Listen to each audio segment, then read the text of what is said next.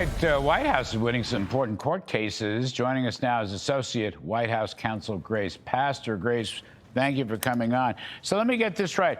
The Supreme Court said that this FTC commissioner, Rebecca Slaughter, was fired and stayed fired, according to the Supremes.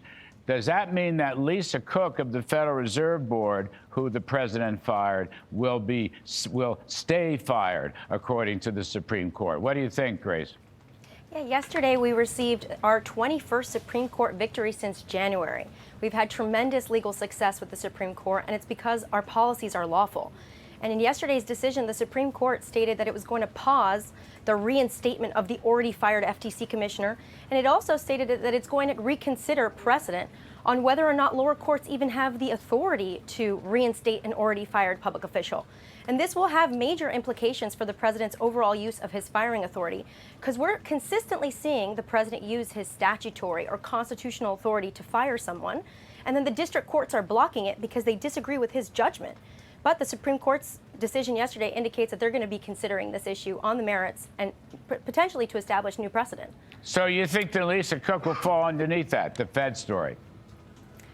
It's totally possible. We don't know. We obviously are arguing this case right now in front of the Supreme Court, but it is the Trump administration's position that President Trump was elected to manage the American economy, not a Wendy's, and lower courts don't have the authority to micromanage the president's decisions, including firing. But we'll see what the Supreme Court holds here. When do you think, Grace, when do you think the Supremes make a decision on that? Your guess is as good as mine. Obviously, the briefing here is going to be, there are two separate issues, right? So the Federal Reserve briefing will be, I believe a final brief is due this week. And the question of Humphrey's executor and the removal of public officials will be briefed in December.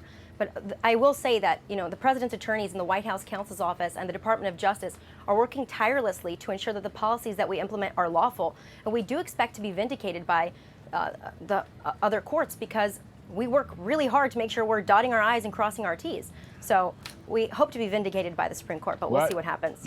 Part of the whole story here, it's been a great success story, but all these lower court judges are trying to get in the way of the president and commander-in-chief who was elected by the people. They weren't elected by the people. They forget that. It was the president who was elected by the people. Anyway, Graziella Pastor, we appreciate your input very much. Hope to see you back soon.